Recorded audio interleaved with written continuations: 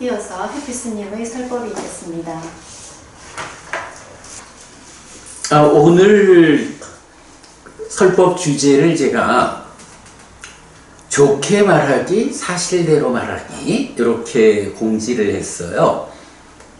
방금도 8관회, 그러니까 8관법회가 법무사에서 오늘 2시, 지금 시간이군요. 개최가 된다 하는 이야기를 어디 가서 들었느냐 하면 오늘 서면에 있는 이제 전통찻집 한 곳을 빌려가지고 일일 찻집을 하는 곳이 있어요. 그래서 인도 분황사, 인도 분황사가 이제 한국에서 그 지은 절에 인도의 젊은이들을 출가시켜서 이렇게 이제 공부를 하고 있는 곳이죠.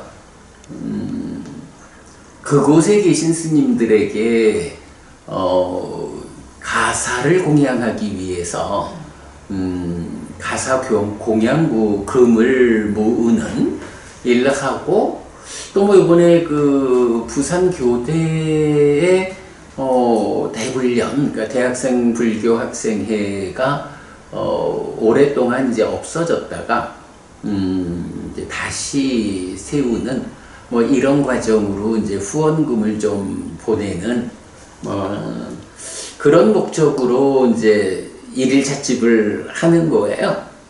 제가 옛날부터 이제 좀 잘 알고 있던 스님하고 또 잘 아는 제가자 인법부님하고 이렇게 해가지고 그 운영하는 모임에서 그 일을 하고 있는데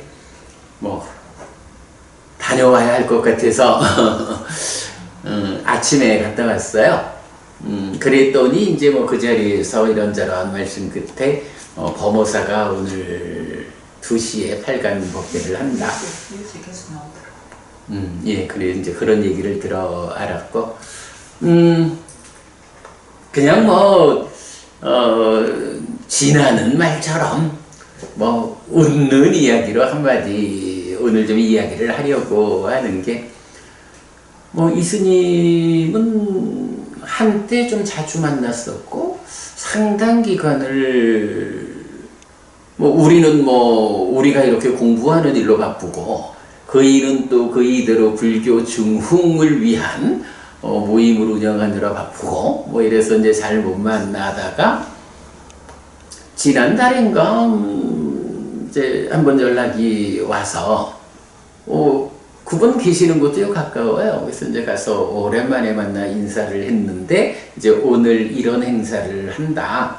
네, 찻집 하는 거야. 그냥 대중들이 좀 함께 해달라 하는 거고, 일단은 뜻이 좋지요. 인도 분황사에 출가한 인도 스님들에게 가사를 공양하자. 그 의미 반하고 부산교대 불교학생회를 재건하는 후원금을 마련하는 좋은 모임이고, 그래서 나도 그러면 다녀오도록 하겠어 해서 이제 다녀왔죠. 약간의 찻값을 지불하고 그런데 이제 제가 이제 그 얘기를 이제 계속 하려는 건 아니고, 옛날에도 그랬어요. 나는 그 스님 처음 만났을 때, 와, 내가 이렇게 훌륭한 사람이었나? 라고 느낌이 콱 들어올 정도로, 이 스님이, 해피 스님이라고요. 막 뛰어 올리는 거야. 들으면, 와, 내가 정말로 처음 보는 사람한테 이렇게 훌륭하게 보이나? 내가 이렇게 훌륭한 사람이었나? 이렇게 느껴질 정도로 그랬어.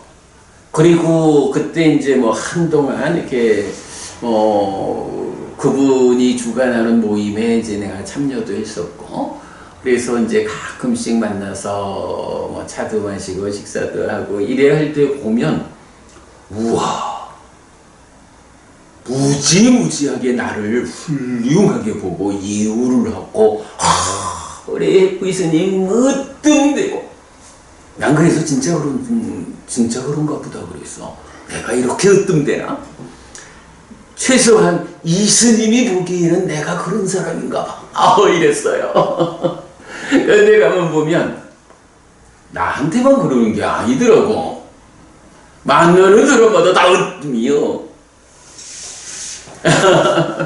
오늘도 이제 아침에 나는 이제 오늘 우리 2시부터 법회가 있다. 그래서 뭐 잠시 와서 그냥 뭐 수고하시는데 잠깐 들렸다 간다고 인사하러 왔습니다. 하고는 이제 갔는데 우와 우리 햇빛스님 세상에 햇빛스님 공부 잘하고 햇빛스님 공부 열심히 하고 뭐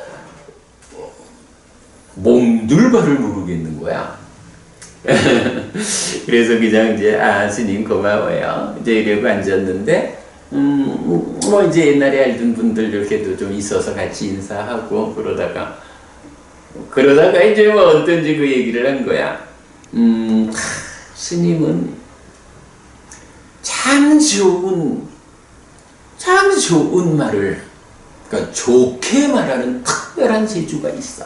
와 저거 정말로 그냥 내가 이렇게 좀 띄워줘야지 이런 의도를 가지고 만나는 사람을 띄워주려 하면 그것도 되게 힘든 일일 거야.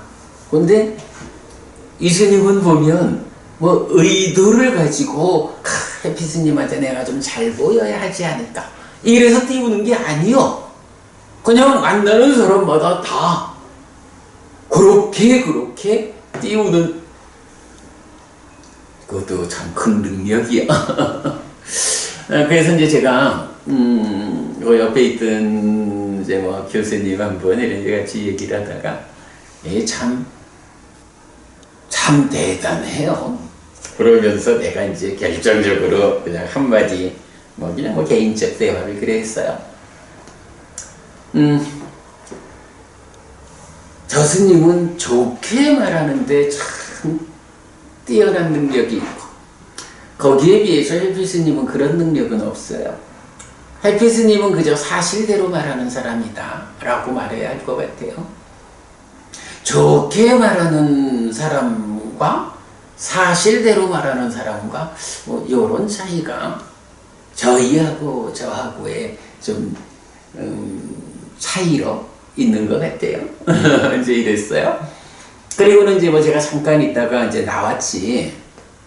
가겠습니다 하고 이제 나오니까 또 입구까지 또 데리고 나오고 거기에 이제 그 대학생들이 오늘 이제 자기네 행사기도 하니까 대학생 둘이 이렇게 이제 서 있는데 이제 그냥 인사하고 나가려 하는데 자 차려 뭐 이러면서 햇빛스님 막 이제 인사를 막 시키고 막 그러는 거야. 그래서 내가 참 보면 스님은 요만한 사람을 이만한 사람으로 부풀려주는 특별한 능력이 있어요. 학생들 말이요. 나 그렇게 특별한 능력 있는 사람 아니요. 난 요만한 사람이야. 그냥 이렇게 이제 말하고 왔어요. 뭐 그냥 길게 얘기하고 있지만 아침에 있었던 일이라 그런데 생각은 좀 해봐야 할 것 같아요.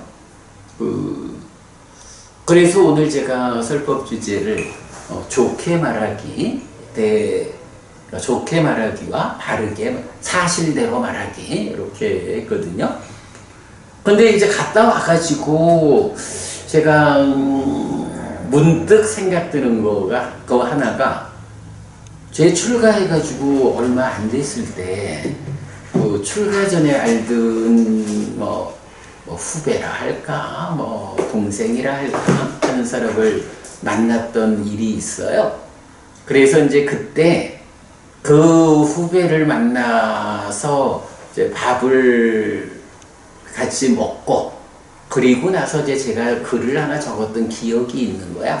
그래서 뭐 우리 옛날 이제 해피법당 카페, 그러니까 네이버 카페에서 또 검색을 해가지고 찾아냈죠. 찾아내서 보니까 이게 2010년 2월 6일 날 쓴 거야. 그러니까 13년 반 전에 쓴 글이더라고요. 그 글이 생각나서 뭐 10몇 년 지난 글을 한번 지금 입장에서 한번 읽어보는 것도 좋겠다 생각돼서 제가 여러분 나눠드렸어요. 같이 한번 읽어볼게요. 이런 이야기 하나 공양청 2010년 2월 6일 많이 부자로 사는 출가전 아우님을 길 가다가 우연히 만나 점심을 공양받았습니다. 이 아우님 떠나 사는 삶들에 대한 외경이랄까 뭐 그런 존경의 뜻을 담은 이야기를 합니다. 보통들과 다른 삶을 산다는 데서 존경에 대해 부러움까지 느낀다고 합니다.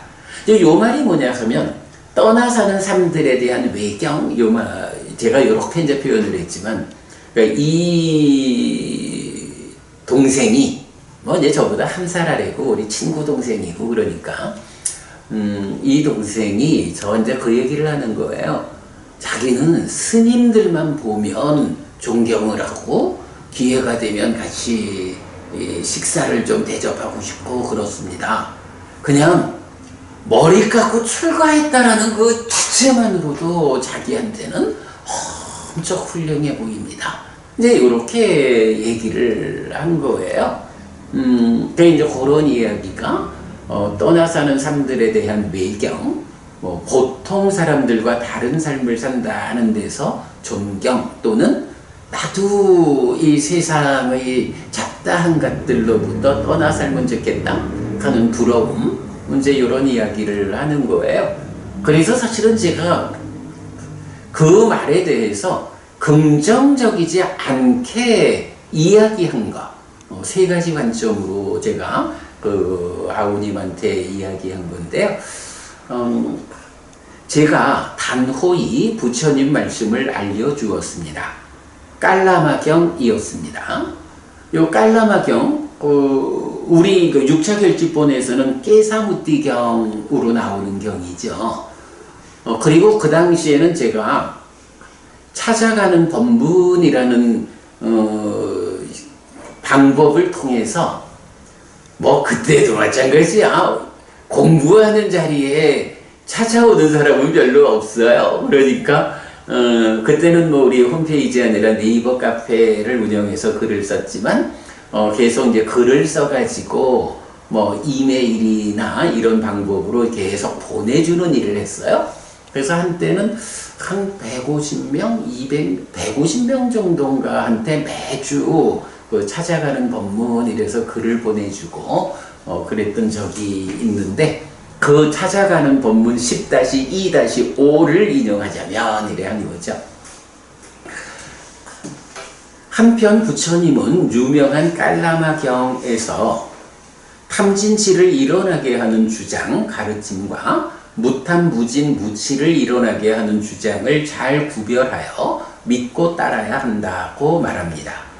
사람의 내면에서 탐욕과 성냄과 어리석음이 일어나면 그것은 그에게 이익이 되겠는가 손해가 되겠는가 라는 질문과 함께 탐진치를 일으키는 결과를 가져오는 주장이라면 어떤 경우로 전해졌다고 하더라도 받아들이지 말고 버려야 한다고 단언합니다.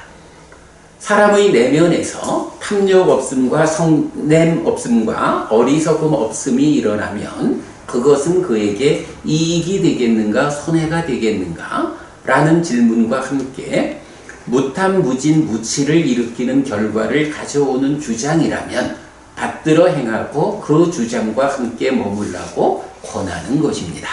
라는 말씀을 전한 것이지요. 그리고는 머리 깎고 산다고 다르게 보지 말고 어떠한 주장을 받들어 행하고 함께 머무는지를 잘 살펴보시라 하였습니다. 그러했거든요. 근데 이제 요 보면 이때만 해도 제가 직접 니까야를 원전을 접근하지 못하던 시절이니까 이 글 쓰는 용어들이 지금과 많이 다르죠. 근데 이제 어쨌든 그런 거예요. 이 아우가 저한테 그저 머리 깎고 잔다라는 그것만 가지고도 존경하고 부럽고 이제 이런 이야기를 해서 그렇게 하지 않아야 합니다. 머리 깎았다라는 이 자체로서 중요한 게 아니고 머리 깎고 살아가는 그의 삶이 탐진치와 함께하는 삶입니까? 무탐무진 무치와 함께하는 삶입니까?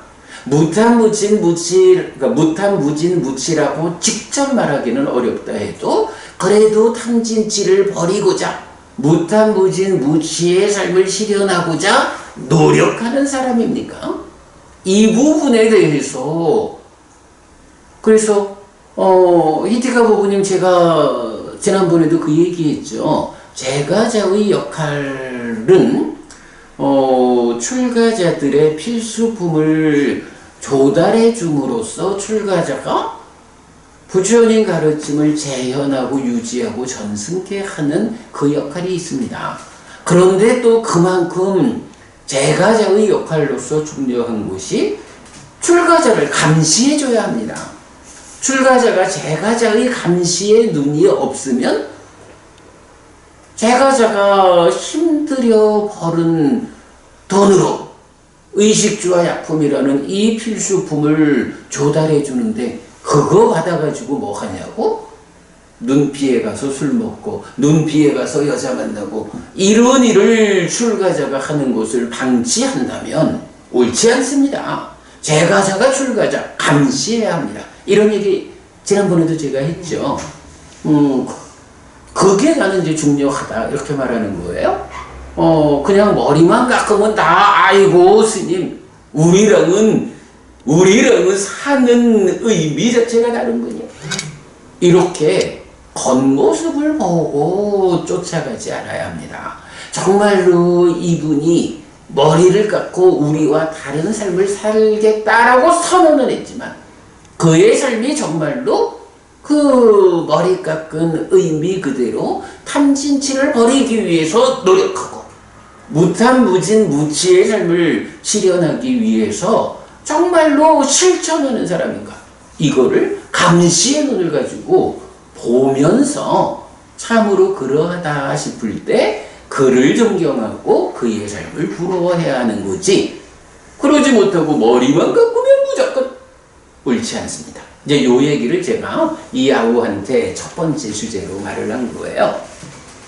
그 다음에 이 아우님 또 이런 말씀도 합니다. 자기에게는 큰 장점이 있는데 남의 장점을 보기 위해 애쓰는 것이라고 합니다. 자, 이런 표현이에요. 이 동생은 뭐 제가 이제 원주 사람이니까 뭐 원주에서도 뭐 많이 부자인 아주 그 부잣집 아들이었는데 또 생각 밖으로 살면서 돈 버는 재주가 있더라고요. 그래서 이건 부자로 잘 사는 동생이야. 근데 이제 이 사람이 하는 얘기가 자기에게는 큰 장점이 있다. 남의 장점을 보기 위해 애쓰는 것이다. 글쎄 이렇게 남의 장점을 보는 삶이 그 사람을 더 부자로 만들어주는 방법인지는 모르겠어. 그런데 아무튼 저한테 스님 저는 뭐 우리가 어려서부터 이렇게 뭐 형님 동생 하면서 살아왔지만 스님께서 잘 모르는 부분이 있다 하시면 나이 들어가면서 제가 이렇게 다른 사람의 장점을 보기 위해서 애쓰는 사람이 되어 있습니다. 이렇게 얘기를 하는 거예요. 그래서 제가 그 두 번째 주제로 또 부처님 이야기 하나를 알려주었다. 사실은 오늘 이 이야기를 연결한 거는 바로 이 부분이죠. 자, 제가 이렇게 말했어요. 남의 단점을 보려는 것보다 남의 장점을 보려 한다니 참으로 훌륭합니다. 그러나 그보다 더 훌륭한 방법이 있으니 부처님 견해로는 있는 그대로를 보아야 하는 것입니다. 있는 그대로를 본다는 것은 깔라마경에서 말하듯이 무탄무진 무치로서 보는 것이며 찾아가는 본문에서 또한 말씀드린 바 하나의 대상에서 달콤함에 이어 위험함과 벗어남을 보는 것이라 하였습니다. 여기에 뭐죠? 달콤함, 위험함, 벗어남. 요거 우리는 이제 지금은 매력, 위험, 해방이라고 번역을 달리하고 있습니다만은 어떤 것에서 무조건 그러니까 장점을 본다라는 건 좋은 면만 본다 이런 얘기잖아요. 근데 아소카 부부님 매력, 위험, 해방에서 부처님은 무엇을 보는 사람이 되어야 한다고 말하죠? 매력을 보는 자가 되어야 하나요? 위험을 보는 자가 되어야 하나요? 위험에서 해방을 보는 자. 그렇죠. 위험에 그러니까 매력보다는 위험에 더 주목해야 하고 어떻게 이 위험으로부터 해방될 것인가? 이 측면을 보아야 하는 거잖아요. 그래서 이제 그 이야기 달콤함에 이어 위험함과 벗어남 요 이야기를 제가 하면서 다른 사람들에게서 장점만을 보기 위해서 애쓴다라는 것이 일견세간의 삶에서 그 관계를 만드는 좋은 방법이 될는지는 모르겠는데 그래서 부자를 만들어주는 방법일지는 모르겠는데 그게 삶 전체를 꿰뚫어 가지고 말하자면 그게 좋은 방법이 아닙니다. 누구를 만나도 그에게는 이런 장점이 있다. 또한 그에게는 이런 단점이 있다. 라고 장점과 단점을 사실 그대로 보완해야 하고 그가 가지는 이런 장점에 잘 부응하는 거 좋죠? 그러나 그보다 더 큰 비중을 갖는 것은 그가 가지고 있는 단점, 그 단점에서 비롯되는 위험, 이 위험이 나에게 어떤 문제를 야기할 것이냐? 이걸 보아서 그가 가지는 단점으로부터 그래요. 위험을 보아서 해방되는 그의 단점이 나에게 어떤 영향을 미치는 것을 방어할 수 있는 사실은 이런 측면 이렇게 사실 그대로 이 사람은 이런 장점이 있지만 이런 단점이 또한 함께 있는 사람이다. 그의 장점이라는 것이 나에게 이거는 장점의 측면은 일반적으로 나한테 크게 해코지되지 않는다고요? 불편함이 별로 없죠. 그러나 문제는 그가 가지고 있는 단점이라고 하는 것은 나에게 단점이 영향을 미칠 때는 내 삶에 커다란 문제를 일으키죠. 그래서 오히려 우리가 사람을 만날 때는 장점만 보는 삶만 가지고는 곤란하다.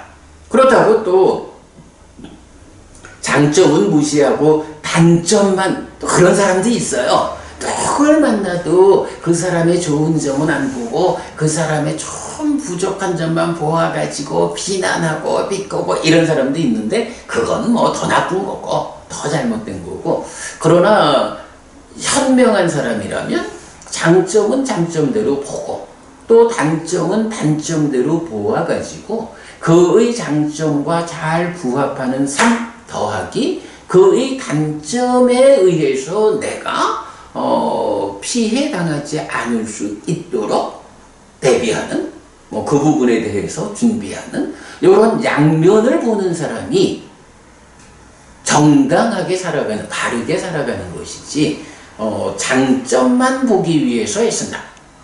이렇게 말하는 것은 그렇게 최선의 방법은 아니다 라고 이제 지적을 한 거예요. 그랬더니 조금은 속상한 듯 반응하시지만 출가자의 쓰임새는 그러해야 한다는 생각에서 분명히 일러주었습니다.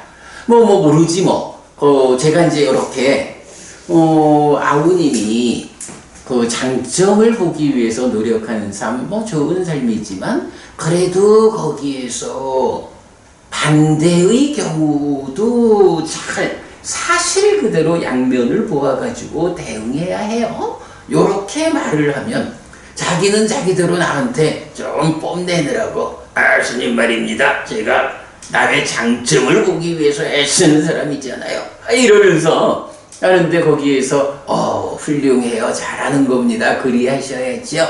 요렇게 말하기를 바랬을 수 있죠. 근데 제가 그렇게 말하지 않고 그거 그렇게 훌륭하지 않습니다. 장단을 함께 사실대로 구워야 합니다. 이래 말하니까 뭐 조금은 속상한 듯 반응하지만 그러나 출가자가 뭐 듣기 좋은 말을 하는 것을 역할로 삼으면 안 된다. 출가자는 듣기에 좋을 수도 있고 듣기에 불편할 수도 있어도 사실을 사실대로 말해줄 수 있어야 하는 것, 그게 출가자의 쓰임새다. 뭐 이런 생각에서 분명하게 일러주었다라는 게 두 번째고요. 자, 그 다음에 그런데 이 아우님 또 이런 말씀까지 합니다. 자기는 제복이 있는 것 같다고요. 뭐 어쨌든 뭐 부잣집 아들로 태어나서 자기 사업을 더 잘해가지고 더 큰 부자를 만들어 가니까 제복이 있다라는 거 뭐 틀렸다 할 일 아니지요. 제가 또 얘기했습니다. 축하받을 일이라고요. 그러나 그 복이 신의 뜻도 운명도 우연에 의한 것도 아니라고 말했습니다. 요거 뭐죠? 신의 뜻도 아니고 운명에 의한 것도 아니고 우연에 의한 것도 아니다. 요 세 가지를 뭐라고 불러요? 삼종외도. 그죠? 삼종외도라고 해서 우리가 이제 보면 아끼리아 결실 없음이라는 마칼리 고살라의 관점 위에 이런 삼종외도가 있다. 이렇게 공부한 바 있죠. 그래서 제복이 있다라는 거 아주 좋다, 축하받을 일인데, 그러나 당신의 그 제복, 물질적으로 부자 되는 이런 복된 삶, 이게 신의 뜻에 의해서 그대가 부자 되는 것도 아니고, 뭐 운명에 의해서 전생의 삶의 결과로 부자 되는 거 아니고, 우연에 의해서 부자 되는 것도 아니다. 사실 이 우연이라는 것은 이제 지금은 우리가 우연이라고 말하지 않죠. 무인무연이라고, 원인도 없고 조건도 없다라고 하는 건 메커니즘적으로 해석되는 문제지, 이게 우연이라는 거하고는 이제 다른 건데, 그때는 이제 제 공부가 그런 부분을 몰랐기 때문에 그냥 우연 이렇게 표현했는데, 어쨌든 이런 삼종외도적인 거 다 아니다. 오직 그대가 직접 지은 바에 의한 것이다. 당신이 지금 부자가 되어 있어서 나는 제복이 있다 라고 말하는 거 좋은데, 만약에 그 제복이라고 하는 게 정말로 머리 깎은 사람이면 다 존경하고 가서 무언가 뭐 이런 어떤 그 바른 시각, 바름에 서지 못한 시각을 가지고, 그래서 내가 이러이러하기 때문에 그 덕분에 부자가 되는 거지 뭐, 이렇게 삶을 잘못 보지 않아야 한다. 오직 그대가 직접 지은 바, 그대의 행위, 그대의 업에 의해서 그대가 제복이 많은 부자가 되어 있는 것이다 라고 했습니다. 그러니 참으로 훌륭하시다고 말해 주었습니다. 지난 50년간 지으셨거나 아니면 전생들에 지으셨거나 어쨌든 직접 지은 것이라고 알려드린 것입니다. 그리고 한마디 덧붙였습니다. 그 복이 언제까지 갈런지는 누구도 모른다고요. 어쨌든 당신의 삶에 의해서 부자가 되었다, 제복이 있다 라고 스스로 나의 업에 의한 과와 복, 이렇게 관점을 가져야 한다라는 거고, 그렇게 업에 의한 관점을 가지게 되면 더 보아야 하는 것이 그 복이, 즉 부자로 사는 그 물질적인 풍부함이 언제까지 갈런지는 누구도 모른다. 과거의 점들, 뭐 그런 뭐 노력의 과정들이 부자를 만들어줬는지 몰라도 지금 그대가 어떤 삶을 살아가고 있느냐, 지금 어떤 업을 지어가는지에 따라 미래의 제복이 결정될 것이다. 과거에 열심히 살아와서 모은 것 때문에 지금의 형편은 부자로 살고 있다 해도, 만약 지금 그대가 삶의 방향을 잘못 잡아가지고 잘못된 업을 지어가게 되면 그렇게 쌓아놓은 제복을 까먹는 삶의 과정이 누적되면 어떻게 돼요? 가난뱅이가 또 되는 거지 뭐. 이런 거. 그래서 지금 여기의 삶을 주목해야 할 것이라고 말했습니다. 자, 법구경 이야기에 나오는 식은 밥 이야기. 식은 밥 이야기까지는 차마 하지 못하였지만 지금 여기에 삶을 향상시키도록 애써야 한다는 말을 한 것이지요. 이랬는데 요 법구경 이야기에 나오는 식은 밥 이야기라는 게 뭐냐 하면, 요거 우리가 지난번에 법구경은 다 공부했잖아요. 근데 사실 법구경 자체에 나오는 얘기는 아닌데 이제 법구경 주석서가 있어요. 그 주석서에 보면 이 법구경의 개성들을 나름대로 연결을 해가지고 뭐 소설처럼 이렇게 만드는 거죠. 그 법구경 주석서에 보면 그 위사카라고 하는, 위사카 하면 그 보시에 으뜸되는 여제자잖아요. 그 위사카의 시아버지가 있는데, 이 시아버지가 이제 대문에 스님들이 탁발을 하러 오잖아요. 그러면 밥을 먹다가도 딱 스님들이 오는 게 보이면 싹 돌아앉아서 먹는 거야. 왜 그러겠어? 스님들이 탁발을 받으러 대문 앞에 오면 그래도 또 스님들 보았으니 뭐 공양을 해야 될 거 아니야? 그러니까 아깝잖아. 나 혼자 먹어야 되는데. 돌아앉으면 안 보이잖아. 안 보이니까 탁발 안 해줘도 되잖아. 요런 일을 한 거야, 이제 시아버지가. 그러니까 이제 그 위사카 며느리가 시아버지한테 이제 그 말하자면 훈계, 뭐라 할지 충언을 하는 거예요. 아버님은 식은 밥을 드시잖아요. 그러는 거야. 식은 밥이라는 의미가 이제 나타나는데, 그 아버지 입장, 그 시아버지 입장에서는 괘씸한 거야. 아니, 내가 지금 갓 지은 따끈한 밥을 먹고 있는데 며느리가 아버님은 식은 밥을 드시고 계십니다. 이래 하니까, 야, 너 그게 뭔 얘기냐? 하고 이제 따진 거지. 그러니까 이제, 위사카가 이런 얘기를 하는 거예요. 아버님이 지금 갓 지은 따뜻한 밥을 드시는 거는 아버님이 과거에 지었던 공덕이 있어서 과거의 공덕들이 누적되어 가지고 지금 이렇게 제복을 갖춘 부유한 삶을 살고 그러니까 지금 따뜻한 밥을 먹고 있지만, 사실은 지금 스님들이 탁발을 나오셨는데 그 탁발 나온 스님들한테 탁발해주기 싫어서. 근데 여기서 탁발이라는 게 뭐야? 공덕을 짓는, 복을 짓는 행위잖아요.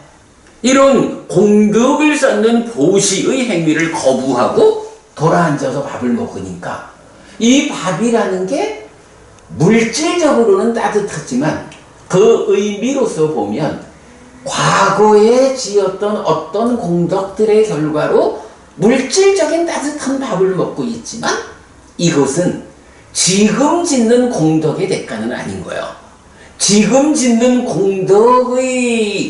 공덕은 또 누적되면서 미래에도 계속 따뜻한 밥을 먹을 수 있는 부자로 살게 해주는데 그걸 거부하고 있거든. 그러니까 밥의 입장에서 보면 지금 공덕을 짓는 따끈따끈한 요런 밥이 아니라 과거에 지은 공덕으로 만들어진 것. 그러니까 공덕의 과와 복, 이런 관점에서 보면 지금 계속 공덕이 이어져 나가지 못하니까 과거의 공덕의 대가로 얻어진 식은 밥. 이렇게 되는 거야. 아수가 부부님 요 말 네. 내가 설명은 잘 못하고 있지만 충분히 이해되죠. 그러니까 이제 여기서 만약에 그 시아버지가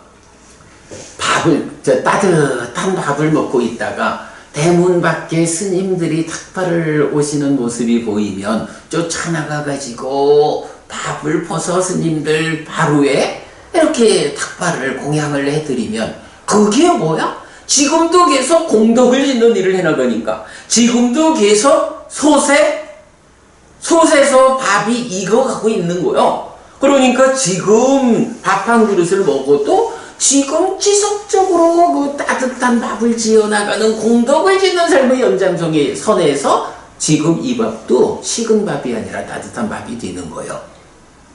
요렇게 그 시아버지를 지적을 하는 거예요. 아버님은 식은 밥을 드시고 계십니다. 왜 스님들이 탁발을 나오셨는데 저 스님들에게 이 따끈따끈한 이 시점에 공덕을 짓지 않습니까? 돌아 앉아가지고 탁발해 주기 싫어서 돌아 앉아서 밥을 식사를 하십니까? 이런 이제 한 거지. 그래가지고 이 시아버지가 반성하고 이제 이런 장면이거든요. 그래서 이제 제가 요거를 법구경 이야기에 나오는 식은 밥 이야기까지는 차마 하지 못하였지만, 그러니까 이제 우리 그 아우님이 제가 제복이 있어가지고요, 이렇게 부자로 살아요. 그러니까 스님 만나가지고 밥도 한 끼 사드리고, 뭐 이제 이렇게 할 때, 제가 훌륭하다. 정말 단지 부잣집 아들로 태어난 것뿐만 아니라 그래도 자기의 삶을 잘 제어해가지고 계속 더 부자로 살아가면서 잘하고 있으니 훌륭하다. 그러나 분명히 업이라는 관점에서 지난 삶의 과정의 누적에 의한 이 결과치로서의 지금 부자로 사는 이 제복이 잘 유지되기 위해서는 지금도 지속적으로 제복을 만드는 그런 일을 해야 합니다. 지금의 업에 더 주목해서 잘 제어된 삶을 그대가 살아야 합니다. 하는 이야기를 이제 했죠.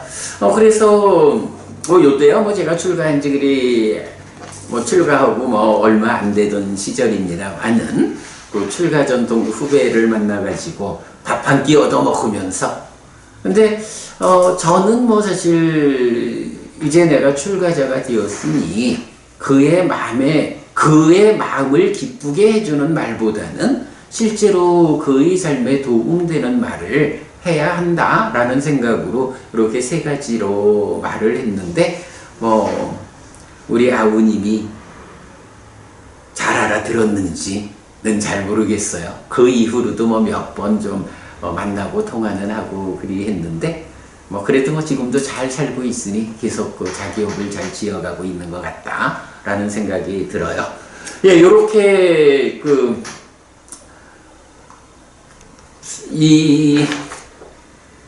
이런 이야기 하나 공양청이라는 옛날 글을 기억해가지고 제가 오늘 설명해 드렸는데 이 이야기를 소개하는 이유는 바로 두 번째 이야기 남의 장점을 보기 위해 애쓰는 것보다는 장점과 단점을 사실 그대로 보아가지고 특히 위험으로부터의 해방 이쪽에 더 주목해야 삶의 큰 어려움을 만나지 않을 수 있다. 이런 점을 더 말한 거. 그래서 스님하고 만나서 제가 어이구 요만한 사람을 이만큼 부풀리는 데는 특별한 능력이 있는 그런 부분하고 그냥 우스개 삼아 좀 제가 좋게 말하는 재주와 사실대로 말하는 재주 이렇게 양면으로 좀 비교한 이야기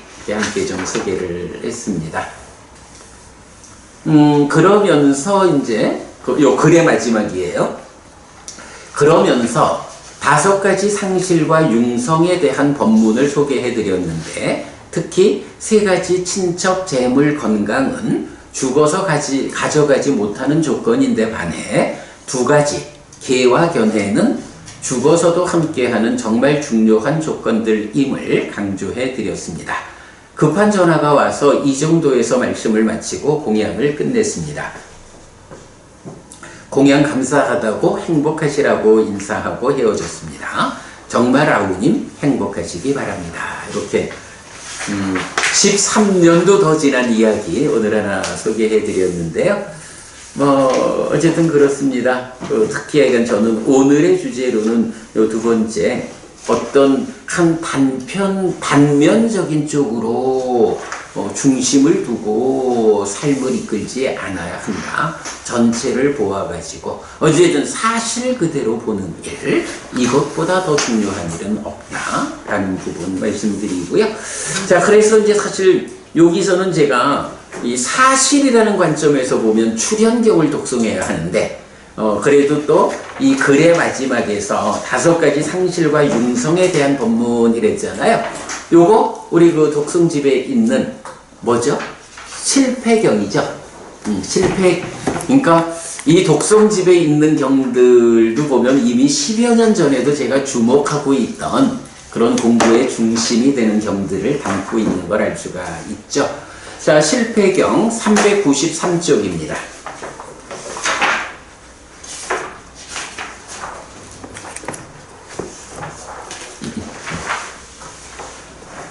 자, 393쪽 벼사나 수탕 실패경입니다.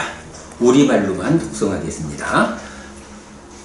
비구들이여 5가지 실패가 있다. 어떤 5가지인가? 친척과 관련된 실패, 재물과 관련된 실패, 병과 관련된 실패, 기회와 관련된 실패, 견해와 관련된 실패다.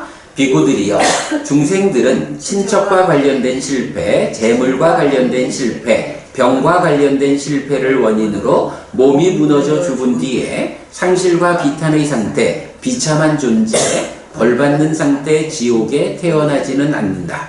그러나 비구들이여 중생들은 기회와 관련된 실패, 견해와 관련된 실패를 원인으로 몸이 무너져 죽은 뒤에 상실과 비탄의 상태, 비참한 존재, 벌받는 상태 지옥에 태어난다. 비구들이여 이런 5가지 실패가 있다. 비구들이여 5가지 성공이 있다. 어떤 5가지인가? 친척과 관련된 성공, 재물과 관련된 성공, 건강과 관련된 성공, 기회와 관련된 성공, 견해와 관련된 성공이다. 비구들이여 중생들은 친척과 관련된 성공, 재물과 관련된 성공, 건강과 관련된 성공을 원인으로 몸이 무너져 죽은 뒤에 좋은 곳 하늘 세상에 태어나지는 않는다. 그러나 비구들이여 중생들은 기회와 관련된 성공, 견해와 관련된 성공을 원인으로 몸이 무너져 죽은 뒤에 좋은 곳 하늘 세상에 태어난다. 비구들이여 이런 5가지 성공이 있다.